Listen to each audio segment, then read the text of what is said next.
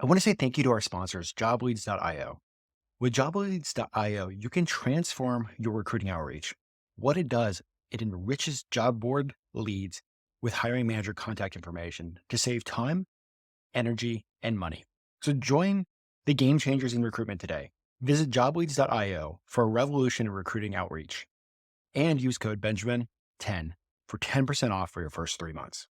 I'm excited about this episode of the Elite Recruiter Podcast. I have my special guest, Keely Flood, and we're going to talk about how you can increase your sales. Because let's be honest, most recruiters suck at sales. They suck at business development. It is a thing that most recruiters hate. It's a thing that most recruiters try to stay away from. And it's a reason why most recruiters, I hate to say this, fail. So we have Keely on the podcast to really talk about how to set yourself up for a successful career on the sales side of the house when it comes to recruiting. So that way you can, live the life that you want to live, do the things that you want to do, and be with your family. So Keely, from the Honest Salesperson, welcome to the podcast. Hey, thank you for having me. It was quite the introduction. I would have to say, yeah, business development is not the funnest part of any job. I don't like getting told no all day, every day, but that comes with the territory. Well, it comes with the territory. I think it's also one of the things that I think most recruiters never actually get trained to do. Like most of the time we put on a recruiter hat, we get our 2 weeks of training, and then it's like, okay, just call and find this person the job. It's very few people that I have met in the recruiting space have actually gone through any true fundamental sales training, even though our career lives off sales. Yeah, I would have to agree. Like, I've always said between recruiting and the client-facing side of things, both are sales, right? When you're recruiting, you are convincing a candidate about opportunities. The difference, though, is when you pick up the phone and call them, that candidate's probably happy you called. When you're doing the business development side, you pick up the phone, you almost guarantee the person at the other end of that phone is not happy you called. But, to have that position to work on, you need to unfortunately do something to get that position in the door. Right. Right. You can have 100 candidates if you don't have a single client. Like, that's a little bit of a problem, isn't it? Yep. So excited to have you on here. And one of the things that we're definitely going to cover is actually setting up processes and setting up systems.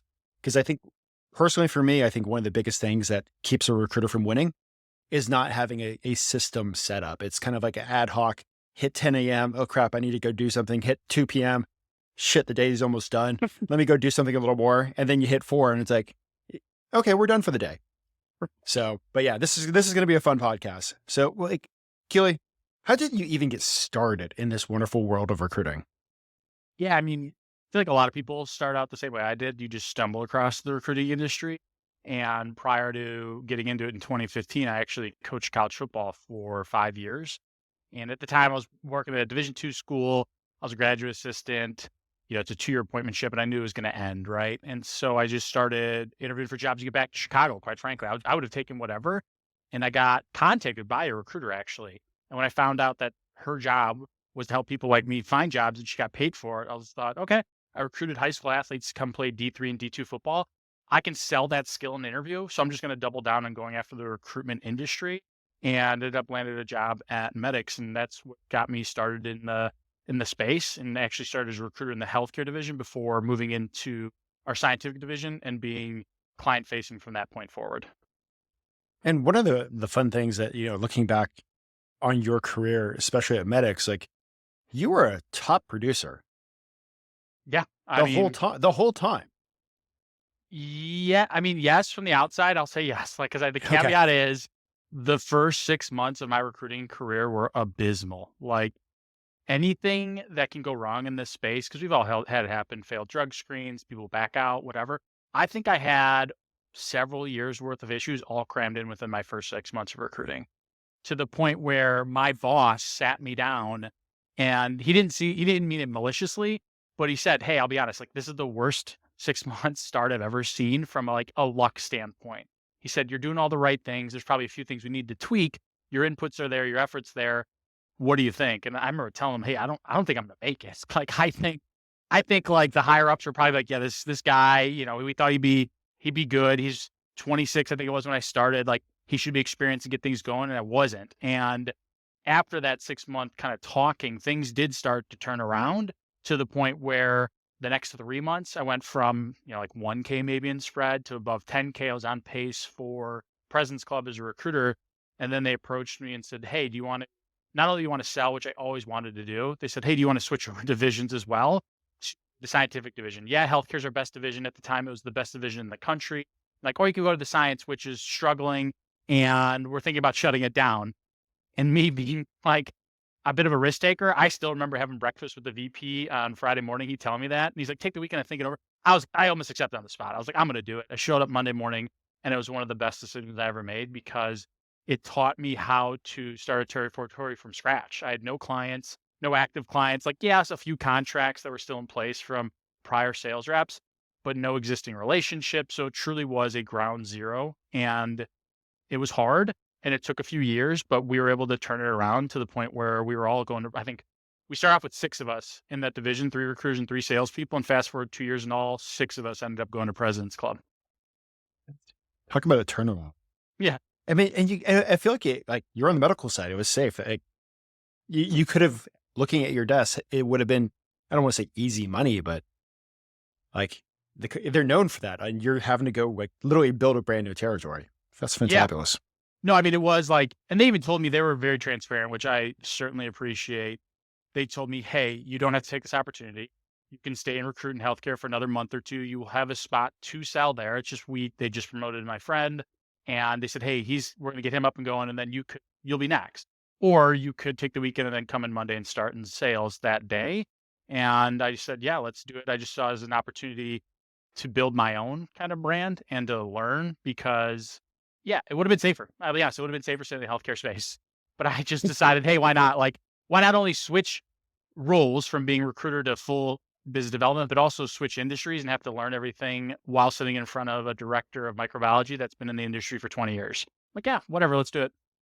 Awesome. And that is led into, working at a few other places, but now let's talk about the honest salesperson.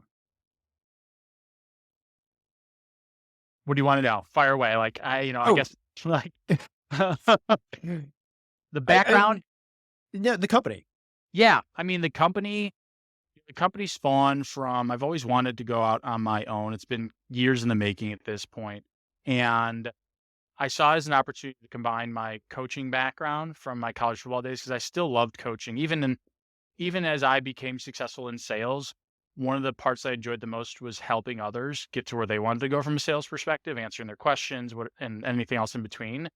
And so I saw this opportunity as a way to combine my coaching with my sales and specifically recruiting sales experience to create the Honest Salesperson.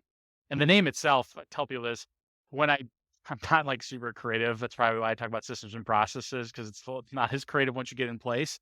But I just thought, hey, I'm just going to tell people the honest truth about sales. It's hard. It's difficult. It's not meant for everybody.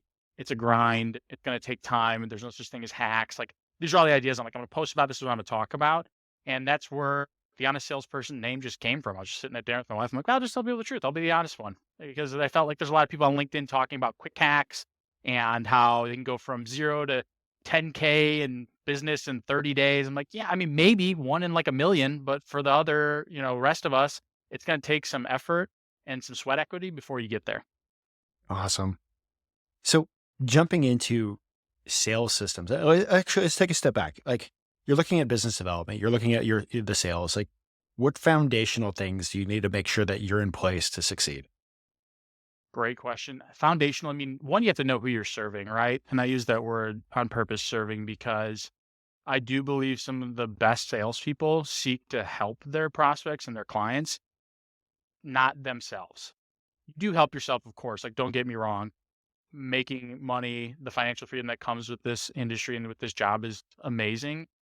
But if you have the me first mentality, your prospects and clients feel that. So really you're seeking to serve them and help them out in any way you can. And sometimes it isn't simply filling a role. Like, that's where we get paid, but you can be helpful in other ways by being a valued partner to them, helping them with interview process, so on and so forth. So I think a way to start those knowing, hey, who am I helping? Who's my ICP? And then developing a plan around that in terms of who are the accounts I'm going after. Because in this world, and we really could serve anybody, right? There's everyone needs help hiring nowadays. You could go, I mean, in Chicago when I was selling, I think I had 400 accounts on my territory list because there was just a couple of us, free sales reps. So I could have spread myself way too thin, but narrowing it down to 50 accounts that I thought were the highest potential and spending a bulk of my business development time on those is what helped me move from a struggling sales rep to performing at a President's Club level. Okay, so first of all, you're talking about figuring out who. So like market mapping, figuring out who the players are, and then once you said you had like 400 people that was in your market, did you have to one go find all those people? Was all those people like given to you in a list?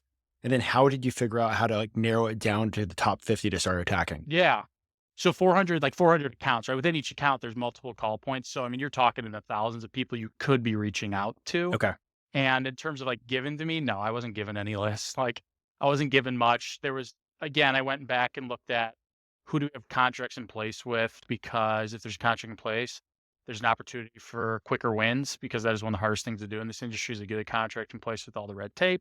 And so I'd go back and find those people. But really, I mean, the process was 400 accounts. From there, start researching, and kind of what I've started calling it is like there's certain checkpoints or gates, if you want to call it, where you research account, you find out that they've never used agencies ever before.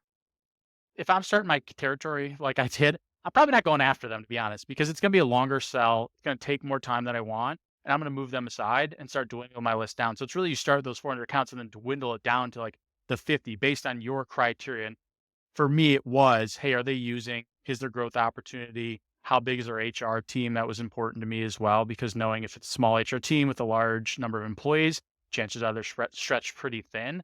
And once I got it down to those 50 accounts, then I would do a deeper dive into the people that work there, right? Who are my targets within it, right? If for scientifically, as the example, it was like quality, regulatory, and then like the lab, right? Chemistry, microbiology. So I'm finding all the contact points within each account in that verticals. And from there, I'm then building a cadence and sequences to reach out to each one of those individuals over the course of, the course of the year, quite frankly, because you keep doing it over and over again. Okay, so when you look at this market mapping and breaking down your accounts, is there like a good system or a good tool out there that helped you do that, or did you just have like what I sometimes do, sticky notes everywhere? Um, I would say sticky notes is kind of my thing, right? I didn't know. I mean, I wish there were some tools out there that said, hey, go after these accounts based on X, Y, and Z. To my knowledge, I've not come across any. I Okay. think I think when within our space and really in sales in general, there's both a science and an art to it, where you can have a framework of like I said, hey, the number of TA to the number of employees to the number of job openings to the how long the job openings are, like all these things you could create like a formula. And even then you could get in there and make two calls and you find out they use a VMS and the rates are so low you never want to work with them. And just like that, all the science part thrown out the window. Boom, gone, get rid of it. You don't want to go after that account anymore. Find someone else to target. Okay. So we've now done like the market mapping. We've now figured out like who we're looking at hitting. And you also mentioned about like sequences, but let's hold off on that. Sure. What's the next step for a foundational, successful sales system after you've found everybody? After you've found everybody is, I mean, the research phase, right? You found the directors, you found the managers, the leads, the supervisors, right? From there, I'm going to be researching the individuals and then also the companies themselves. Because that first checkpoint, you're saying, hey, they're good enough to continue doing a deeper dive. And then from there, I'm looking into things like what is the company's growth plans? What are some of the large changes that have happened, right? They're not a client for mine anymore because I haven't worked there in a long time. But for example, Medline here in Chicago, they're a Fortune 500, Fortune 500 DME company, and they just brought in, or they're going to be bringing in a new CEO. With that change, that's a big change. There's probably be some changes internally. For me, I'm going to want to understand what those changes are and whether that could impact potential business in the future, hurt my current business, things of that nature. And then other things too within the company, right? Are they looking to expand? Are they releasing a new product? All that stuff I'm doing deeper and deeper, and I'm building that out within the account, whatever CRM you're using. So I know, hey, here's this company's goals and objectives. How do I then help them hit that? And I keep working my way down from there. Because when you're talking like VPs, when you're talking to even the CEO, right? You're not going to be going in there talking just about hiring, because for them, hiring is a small piece of the puzzle and they're thinking more from a business standpoint. But if I'm talking to a manager who oversees 5 people, and they're down one, that's a completely different situation. They're down 20% of their workforce. I'll be probably talking more around that topic of hiring Okay. others. Awesome. So you got everybody put in your CRM. What's the next step? From there, it's cadence time, right? Okay. That's where you've got to have, and you should have something built out before you reach out, is what I'm always saying. Because what you don't want to do is do a couple weeks of reaching out, winging it right, and then think, oh wait, what should I be doing with this individual now? We're on touch number 9. I'm not really sure. And then it's inconsistent, right? Touch 9 with this person's, maybe on LinkedIn, touch 9 with this person's, a cold call. Like it's all over the place. It can be hard for you personally to track and keep up with. And there's nothing worse than having someone slip through the cracks, because how I view cadences is it's a story, right? You're building on the story with each reach out and each touch. And if you stop or someone slips through the cracks, all that momentum you had built up to that point is gone, because you might remember a month, 2 months, 3 months later, like, oh my gosh, this first slipped through. Let me reach out to him again.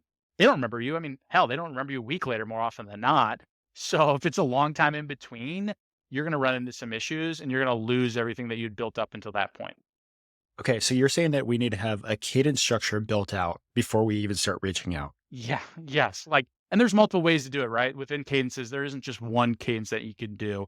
I mean, you can Google cadences and I mean, you can get tired just reading all of the different ones out there, but you got to find ones that work with your time commitments, because especially if you're running, say, a 360 desk, there's only so much BD time you can do versus obviously recruiting time. You need to find cadence that works for you. And then from there, obviously implementing and sticking to it. Okay. So you mentioned like when you're building it, it should probably look like a year. Yeah, I mean, it's a great question. No one's ever asked me a year. I look at it as like smaller chunks, right? Almost like, Okay. hey, let's just start with the numbers, because right now the number of touches to get a meeting keeps increasing every year. It seems to get higher and higher. And I think the average now is 8 touches. So if I'm talking to anyone, I say, hey, your cadence better at least include 9 touches, because you got to go at least one past. But within that, you go from probably most cadences are between 10 and 15. You're spreading them out over the course of a month. And then you're putting on, if by a month you still haven't heard a no, a yes, chances are they're just ignoring. You might as well put on a break for at least 3 weeks to a month and then come back with like a different cadence, or at the very least, if you're going to use the same cadence, with a different messaging than you did the first time through it. But you'll know what Okay. you did the first time because you tracked it all too. Okay. And here, I think one of the biggest things about recruiters, many of us are ADHD. So like we see squirrel, we see like a new site pops up, we see a message on LinkedIn that pops up, and we're just like, wait, what are we doing again? How do you keep track of these cadences and Uh, everything that you're supposed to be doing? well, I mean, if you've got like a CRM that can track it for you, please, for the love of God, use it. My career, I did not have that luxury, and it was within tasks within the system. We used Bullhorn to be the one that we used, and I literally was setting tasks where I would have my cadence, it'd be printed out, it'd be hanging on my like desk next to me so I can look at it, and it'd be like step 7 is this, right? So if I look at my Bullhorn, it says step 7, I know step 7's cold call. I call, he doesn't pick up. Okay, step 8 is send an email, right? I'm rolling a task over, marking it as 8 email, and then I know that's what I'm doing from there. So it's really just, that is a more monotonous way of approaching it. It's kind of like the sticky notes, but it is effective, right? The key though is having the structure built out, because if you don't, then you're just going to lose it, and you're not gonna remember what step you're supposed to be on, what's next, things like that. Do you have any favorite tech tools that can help with the cadence? I like Apollo. I'm a fan of it. There's a free version, which for one is like great just from a leads perspective. There's a ton of great data within there. And then there's the upgraded version that allows you to really expand on the cadences, where you can get more detailed with it. Because the free version, you can only do so much. They prohibit you from adding like LinkedIn steps, things of that nature. But Apollo definitely is one of my favorite ones. Nice. Okay. That's awesome. Because yeah, like I was saying earlier, like you sit there deal, but like most recruiters are just like, what step was I on with this person? Who did I reach out to yesterday? What did I do? Crap. And like, It's hard. I, Like, it's so hard, right? Like, I think the other thing too, thinking back to my recruiting times versus sales times, is like with recruiting, you mentioned the ADHD. If you have ADHD and you're recruiting, it kind of like works out well, because one week you're on one position, you get it filled, boom, on the other one, get it filled, right? And you're all over the place. With sales, it is much more of a boring basics. You're going back to it over and over again, and having something in place just to tell you, hey, here's what you should be doing. It's just less brain power of focusing on that stuff and more brain power of like, how am I going to craft a great message? How am I going to have a great cold call? How am I going to run a great meeting, right? Use your brain power for the higher ROI activities and let the processes and stuff you built out just tell you what to do. Awesome. So, okay, so we're now attacking the cadence. Is there anything else that you want to add to this process? I mean, it's got to be multi-channel. There's, Okay. yeah. I mean, you'll see on LinkedIn probably every other day, right? Someone saying some sort of channel is dead. I don't think there's any channel in this world that is dead. I do think what is dead, though, is relying on one because you're going to just run into walls. You might as well diversify because you don't know what your prospects like from a channel perspective until you actually start getting some responses. There's some people that only want to talk on the phone. There's some people that will only respond via email. There's some people that live on LinkedIn and you're able to message with them that way, right? There's some people that a handwritten card goes a very, very long way. All to say though, if you don't have those things built out throughout your cadence, you're going to miss the channel for each prospect that has the highest potential of them responding. That's good. Handwritten cards. Is that like a secret weapon that you've been holding? No, I mean, you got my handwriting. It's not a secret weapon. It's probably actually a deterrent. But I do, I do think like with all the AI stuff going on, which I think is amazing. Like first off, I always want to say that I just think that that stuff, especially in our space, like we are a people-driven, relationship-driven business, and the AI side of things is great behind the scenes. But when I'm getting in front of a client, I want it to be person to person. And with like a handwritten card, right? It's personalized. We all still do it, right? If you get mail, even the spam mail I get, I'm like, I gotta at least open it. You never know. Versus like an email, right? If you get an email and it's like a subject line you don't really like or it's something you don't really know, I would say more often than not, we all hit delete and we don't even look at it. At least with the handwritten card, they're gonna rip that thing open. They're gonna read it. They're gonna hold something in their hands. Like there's something about that that can hit home with people because it shows that you didn't just put their name in and an AI created an email and sent it out to you. Like you took the time, sent this in the mail, took several days to get there. Like there's just a lot to it that I think goes a long way from a prospect's perspective. Okay, so dumb question about handwritten cards. The work address or their personal address? Work address, because I think if you got their personal address, they might be like, how does he know that much about me? Like, if like if you've got a client that you've been working with for years, different deal. But if you're reaching out to a prospect, I mean, I'd be a little bit weirded out if I got a handwritten note from someone sent to my house, be like, "Hey, we have this service you want to buy from." Like, how did you get my home address? Like, I mean, I had to ask for the listeners because us recruiters, we can find everything. yeah, I mean, it's true. Like, I guess like if you're, maybe this is step 47 of the cadence, right? It's like, all right, I'm going all in. I'm sending a handwritten card to their home. And if that doesn't work, well, then it's never going to work, right? At that point, you just give up completely. Awesome. So, okay. Anything else that we need to add to make sure that we have a successful foundational sales structure in place? Um, I mean, I'm a big fan of Calendly. We're talking about, tools in general. I love Calendly just because of the ease. What I don't like and what I've done in the past, right? I hate as a salesperson, they're interested and it's back and forth via email. And then you try to get times coordinated and it doesn't work out, right? You're like, oh, how about Tuesday, Wednesday next week? Oh, those days don't work. What about Thursday? Like, oh, that day doesn't work. It's like these back and forth. I'm always afraid, and maybe this is a little paranoid, but I'm always afraid that they're going to get so frustrated. It's screw it. I don't need to meet with you anymore. Like, I'm like, oh no, like, so I think I do like something like Calendly where it's simple. It's a link. It's how you phrase it to, hey, find time that works best for you. I'll make myself available. Something like that, I think makes things a little bit easier for them. And the less friction, the better.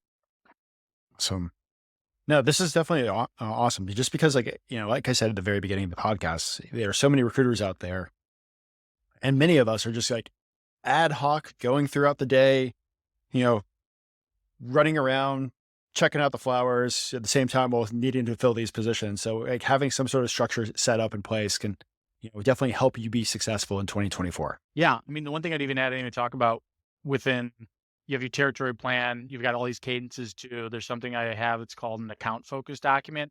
Like these are my like North Star for each account. I'm saying, hey, here's my top priorities within each account. So if I have, let's say, a list of 25 accounts, within that, I've set goals where it could be meet with this person, identify people in this department, something like that, where if I ever have those moments, like you're saying, where I think, oh crap, what should I be doing right now? Right. Like you're supposed to have an interview with someone, they don't show up, or you're supposed to have a meeting, also you have a free hour. You're like, wait, I didn't expect this. What should I be doing? Pull up your account focus doc real quick, look at it and say, okay, I decided, because I would do it quarterly, I decided these were my main goals to accomplish this quarter in order to move the ball forward, whether that's to get a contract in place, grow revenue within the account, whatever it is, right? And I would just go back to that and say, okay, what is some open items that I haven't touched on in the last whatever period that I can now go to because I have free time I didn't expect to have? Okay, so let me take a few steps back because I think this is an important hack because there's a lot of recruiters that are like in smaller agencies or solo, but then there's like this structure that you typically see in a larger organization that I think that many of us can take advantage of. So you're talking about every single active account that you have. You have a full on document and goals that you sit down on a quarterly basis and try to work on with that account. Correct. Yeah. So if you got a list, it was within like my territory plan, right? My 50 accounts I'm going after. And then within that one, each one has sub goals. So you're looking at something like 100 to 200, depending on, right, goals each quarter. You're not going to accomplish them all. Like that's just a fact. If you do, you set your goals way too low. But there should be some things that are stretch goals, right? You're trying to shoot for. And it is like, for me, I always shot for like 70%. I know in like high school, like grades, that wouldn't be great grades and then, but in the sales world, I'll take 70%. That's pretty good in my view. And that way I'm continuing to move the ball forward with whatever accounts. It's not always prospects too, right? It is clients that you're already working with where you think there's more opportunity in other groups. And you're saying, okay, I need to talk to Jay to get me introduction to Carol, right? Something as simple as goal as that. Or I need to get John out for lunch to build the relationship. Or I need to do a candidate review, see how someone's doing 90 days into their job, whatever it is, but it is something to help keep myself accountable. And it takes time. Don't get me wrong. It would take like, I mean, half a day, maybe a day as you get better. It can be a little bit faster, but I would do it at the beginning of every quarter. And that was something I always went back to. I absolutely love that idea. And for the listeners, I think that's a great like takeaway point is we all have our weekly goals. We all have like our, the things that we're shooting for. But, if you're really looking at creating that better relationship with some of your clients, like build out a quarterly like client goal. Yeah. That's phenomenal. It goes a long way, right? Like getting people out to lunch or, I mean, hell, I had some things as easy as like, hey, check in to see how their cruise went. Like that goes a lot. We're in a relationship driven business. Like checking in to see how someone's cruise went in December, because I know someone who always went on cruises in December. He loved it, right? It was another touch point that wasn't business related and showed that I was more than just a vendor to him and his team. Awesome. Fantabulous. So is there anything else that you want to chat about the sales cycle? Um, I mean, we can talk for hours on that, but look, I've been using this quote a lot and I like it. It's, success is really found in the boring basics. And that is very much true in sales, where the stuff we've just talked about, it is boring. It can seem basic. It's not the flashy meetings. It's not the wheeling and dealing negotiations. It's not the high flying big meetings with the CEO and the C suite, right? Those are the stuff we all live for in sales. Like it's the funnest part of the job. This part, though, is the part that gets you paid, because by doing this over and over again, you will be successful. That, and then obviously having the mindset and dealing with the rejection piece. But I mean, that you could talk hours about that part because that's not a fun part to say the least. And Keely, how can people get a hold of you to kind of get more insight and like get your help digging down and setting up these structures? LinkedIn, I mean, I'm a big proponent of LinkedIn. I'm on there. I post every day on LinkedIn. I have a website too. It's just the honestsalesperson.com. You can schedule time with me that way as well. But either one, I'll get back to you quickly. I love what I'm doing now. The opportunity to help people has been a blast over the last 7 months, and it's only continued to be more fun the more I get to work with more people. That's awesome. Well, switching over to the quick fire questions, Keely, and they don't have to be quick answers. Okay. What would be your advice to a recruiter that's just getting started out in our industry as a brand new recruiter? What would you tell them to succeed? Um, I mean, don't be afraid to fail. I think that's one thing. When I started out, I thought, oh gosh, I need to show and know what I'm doing. I don't need to ask for help, right? That's another piece too. And I wanted to be perfect. And you're not gonna be. And even years later, you still won't be perfect. You'll still make mistakes, but not being afraid of failing and then learning from those mistakes will help you be successful versus the alternative of like playing it safe, not asking for help, not learning from failure, right? Like my saying, I feel like I talk about as ABL, always be learning. If you have that mindset, you can be successful and learning from people around you too, right? If you're in the office setting, try to sit next to the top performers. I mean, there's studies out there that like show sitting next to the top performers, the people around them, they see an uptick. And just being around them, it doesn't like maybe that top performer doesn't want to spend time coaching you up and like sitting you down. That's okay. Just being around them, hearing how they go about and seeing how they go about their job will have an effect on you and your performance. So, and that goes into the question about you, like y- this brand new territory, this brand new team, this brand new division that was struggling, dying. And then 2 years later, everybody hit President's Club. Did that have an effect with you guys kind of bouncing off each other? Yeah, I mean, for sure. I think we were all united on the goal of growing the division because we were passionate around turning what was, quite frankly, just kind of a laughing stock at the time. It wasn't doing well and almost like proving people wrong. I think that was a big thing for us. And there's people in other offices too. I think the phrase that was thrown around a lot was like model the master. So we would reach out to those individuals, pick their brains and get insights. And then from there, come back together as a group and bounce ideas off each other to make each one of us better. Okay. So, digging in this a little more. So, picture this. You're dealing with a division or you're dealing with a company that's kind of like been stagnant or going backwards. What are some of the things that they could do, like come together, goals or whatever, to really start turning that boat towards success? I mean, get back to the basics would be the first place to start because what I feel like can happen is you think you're on like a certain course, right? And you don't review things, you don't get back to the basics, and you could be way, way off topic, like who you think your ICP is and who you think good accounts are. Maybe you did that 2 years ago and you haven't reevaluated since then.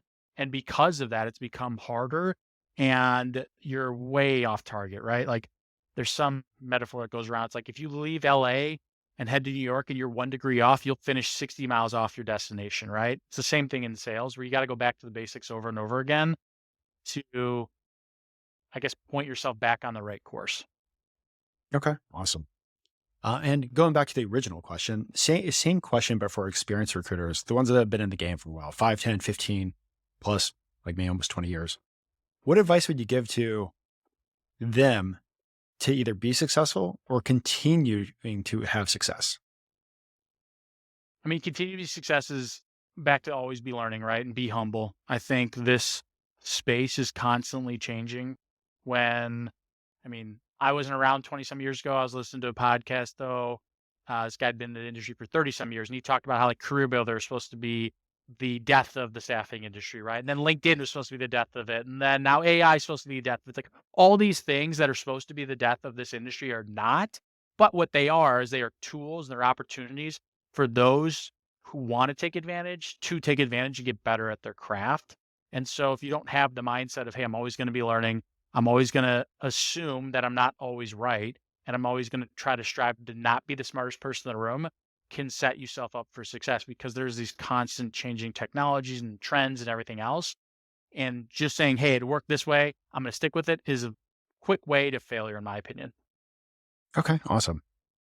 Has there been a book that has had a huge impact on your own personal career? The Challenger sale was, probably one of the biggest ones for me. It was something that was given to me early on in my sales career, and within there, there's, like, 5 archetypes. One of them is, like, relationship builder, and I'm, like, reading through the book, and I remember thinking and I get to that section, and it was kinda, like, speaking to me, like, "Oh, great," like, "This is me, like, great, the book's talking about me, this is gonna be awesome." Then it gets to the end of, like, the teaching, I was like, "That's the worst one to be." I'm like, "Ah, that's not good." Like, I was like, "That's kind of eye-opening." Like, that's how I went about the first 6 months of my, like, sales career, and the challenger salesperson, right? That's how my boss taught me and how the book kinda opened things up to me about, look, your job is to enlighten your prospects, to teach them something about something they don't know. Don't go in there, like, chumming it up with them, because if you're presenting a problem that they've already thought of, chances are they've already tried to solve it. And so you're not teaching them anything you knew, you're not adding any value, and that was me. That was me in the beginning. And so when I read that book, I was like, "Yeah, I'm gonna have to change things around a little bit because I'm literally the worst version according to this book." That's funny. So this next question is going to be a twofer. At the moment, do you have like a favorite rec tech or sales tech tool that's helping people succeed? Um, I mean, back to Apollo. I wish I could like get Apollo to sponsor me. I like Apollo a lot. Like, I think again from the free version, if you're just looking for leads, it's a great way to go. You can get a certain number of contacts too for free as well. And then I also have been using HubSpot myself personally. Up until this point, I've been like a Salesforce guy, Bullhorn, but I found HubSpot and even some of the clients I've worked with, they've started to use it. It just gave them more visibility around deals and more ability to track things versus some of the other CRMs they were using. And that was actually going to be the next question was like, what are your CRM recommendations for a solo recruiter, a small team recruiter, and a big team recruiter? Uh, I would say solo, small. I would go back to HubSpot because I'm always conscious of price, right? Especially when you're starting out, you're small, you are watching every dollar. And even the HubSpot free version is more robust than a lot of other things I've seen. As you continue to grow, right? These bigger firms, things like Bullhorn, they make more sense. Crelate's another one I've come across. I've got a couple clients that are using that. I've liked it from my interactions with it, but I've only had limited experience, so I can't like put a stamp of approval on it, but there are at least 2 other things I would recommend looking into. Okay, cool. Awesome. And when it comes to like your own personal success, what do you think has been a big driver for that? Mm. I mean, one I would be remiss not to say a process in place, right? Because that's all I talk about. Having that in place, I think having the support, I was very fortunate enough early on in my career to have great people around me, and they were there to lift me up when times were tough. Like I said, the first 6 months were rough, both recruiting and in sales. And so like having that, having those mentors to guide me was certainly helpful. And then I think the mindset too of, hey, it's okay to fail.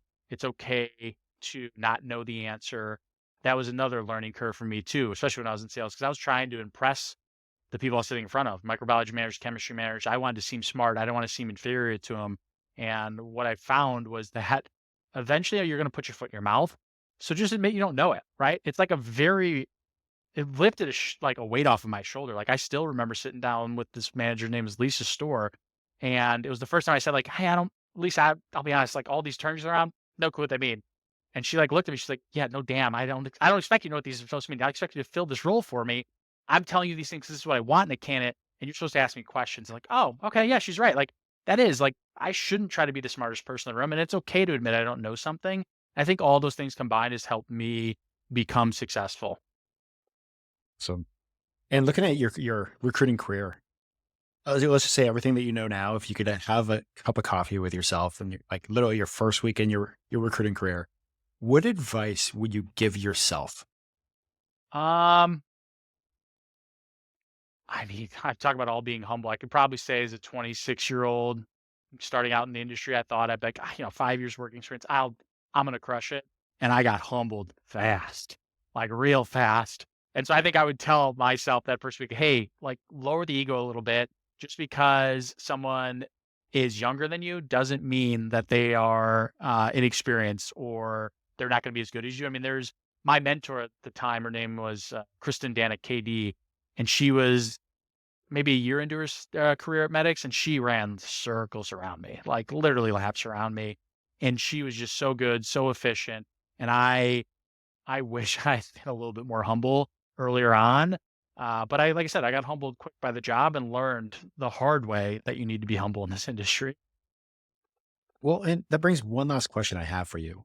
That mentor that you just mentioned, did you go create that mentorship opportunity, or was there a structure in place where this is your mentor? Yeah, there was a structure, thankfully. Like that's a great question. They had set it up where the top performers that wanted to get into like leadership roles, because at the time she was an individual producer, but she had her own personal and professional aspirations to move into leadership. The company medics would then assign that person to a new hire and said, okay, look, if you want to get into leadership, show us. And here's also an opportunity for you to like learn yourself what it means to lead someone else and how to help someone else as well. So I was fortunate enough to get assigned with her. Okay. And for the companies that don't have that kind of structure yet, like what would you recommend to create a mentorship structure that can set people up for success? Yeah. I mean, you you had brought in millions of dollars of revenue that you probably wouldn't have had if it wasn't for her helping you through those initial steps. Yeah. I mean, reach out, right? I said it earlier, like model the masters, find whether it's in your organization, the top performers, whether they're in your office or not, reach out to them. And yeah, Zoom coffee, whatever it is nowadays, like get a cup of coffee, ask if you can learn from them, right? Whether that's sit next to them, shadow them on calls, whatever it is. And I think most people, and there's a guy's name is Jack, he ran into this issue. When I think about it, when you reach out to someone asking for like mentorship, be pleasantly persistent. And I know this individual, he got frustrated because he reached out to someone one time and they didn't get back to him within the organization. I remember like sitting down, like, Jack, like everyone's super busy. Everyone has their own goals to hit. And it's not a reflection of you. It's not probably because they didn't want to help you. Probably they just got busy and they forgot and they didn't get around to you, right?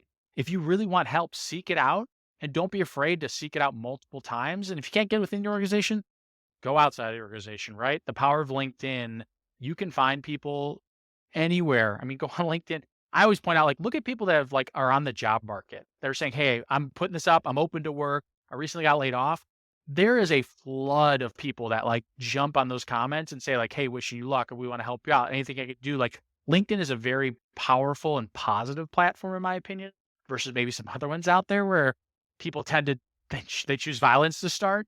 That is not LinkedIn. So if you want that mentorship, go and find those people because I would be shocked if you reached out to 10 people on LinkedIn saying, "Hey, I'd like to at least pick your brain for a half hour." I'd be shocked if like more than two people like turned you down because people genuinely seem to want to help each other if you find those people that are posting a lot on LinkedIn because obviously don't reach out to people that are never on there. You'll never hear back from because they probably never use the platform. But if you see people posting, you like their stuff, reach out and ask for 30 minutes to pick their brain. You never know what can come from it.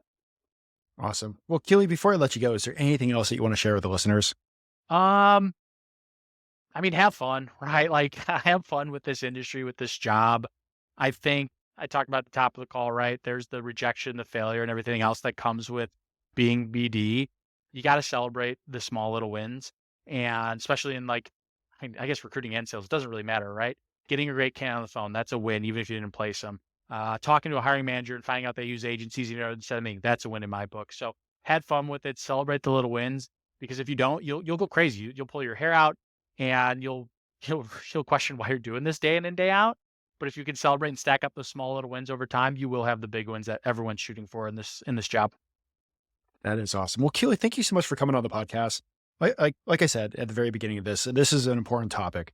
I don't think there's enough of us recruiters that have a structure set up for on the success on the sales side. And this really is one of those things where it sounds like we need to slow down a little bit to speed up. So, Keely, thank you so much. And for the listeners, I hope you guys crush it this year. Let's make this year the best year yet. Thank you for having me. Stop.